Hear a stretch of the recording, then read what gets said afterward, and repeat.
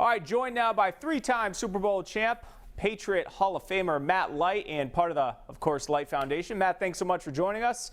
We're always bugging you this time of year because we want Super Bowl champions' perspective on the big game.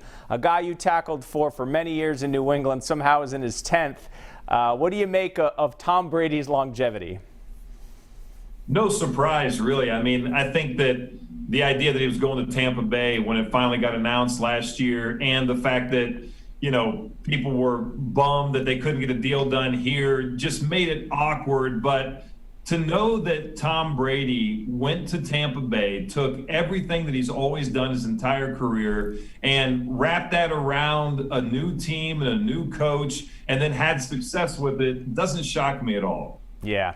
Now, everyone, maybe my media brethren are trying to say, is it Brady? Is it Belichick? Obviously, it was both of them that helped produce Super Bowls, many of which that you were a part of.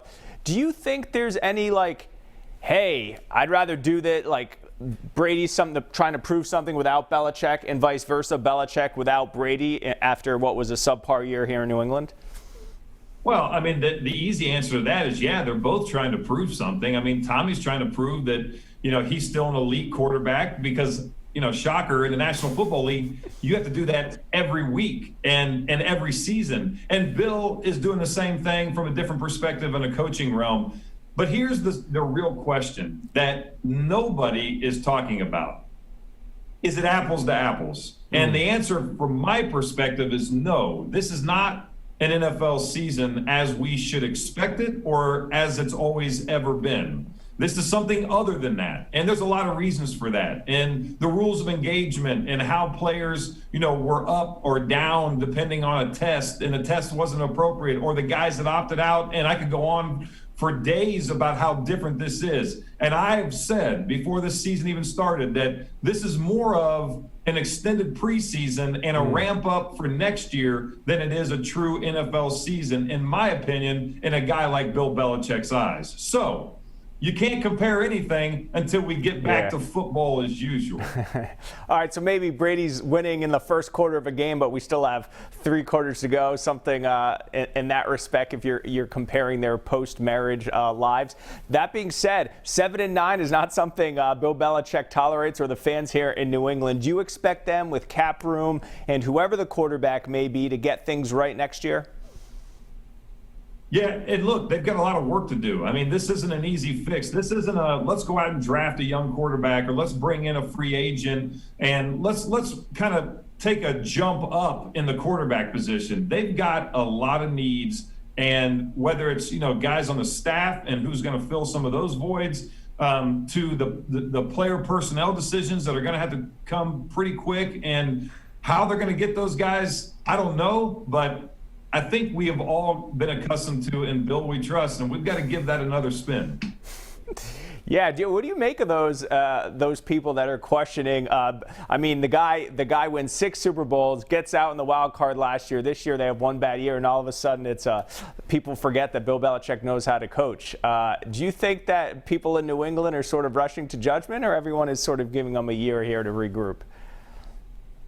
Yeah, you know, I mean, I think if you base it on what you hear on talk radio, you would say that everybody's ready to, you know, kind of start questioning every move that the best coach in NFL history has ever made. So the reality is something much different than that. The majority, I think, of the fans realize that this has been a big learning curve, and there's been a lot of discovery, and there's a lot of things that didn't go the way anybody wanted them to go, but it doesn't mean that they've lost faith in the best coach.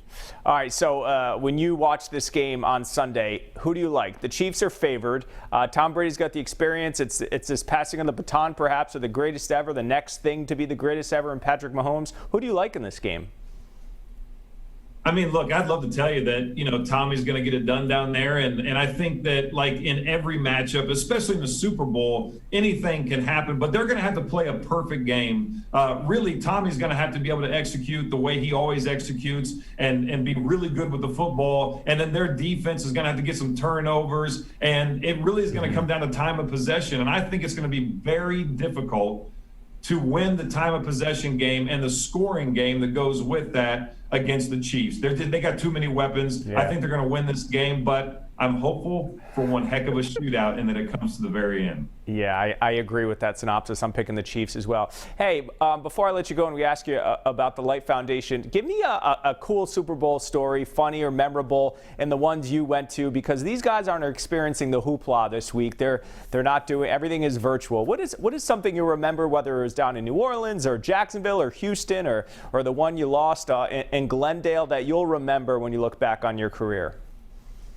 You know, and unfortunately, my last two we lost. So the Indianapolis being the last game I played in. And, you know, look, whether you win them or lose them, the fact that you play in a Super Bowl and what that does for your family and friends and really, you know, for your career and, of course, your marketability, all those things for me translated into huge success for what's behind me here. And that's the Light Foundation, something that, you know, means more to me than any play I've ever had. But I can remember in the Super Bowl, especially there in Indianapolis, we were running a raffle for the Light Foundation. And even though we didn't win, the thing that I left the game knowing is that, yeah, we lost. I didn't get that championship, that other ring, but the impact that it made on our foundation. Winning does a lot. As Bill Belichick says, you can overcome a lot just by winning. And that is very true in the football realm, on the field, as well as off the field with nonprofits. So I've been a blessed guy, win or lose. And you have a great sense of humor. Tell us what you got coming up here, the next Light Foundation event with a little comedy involved.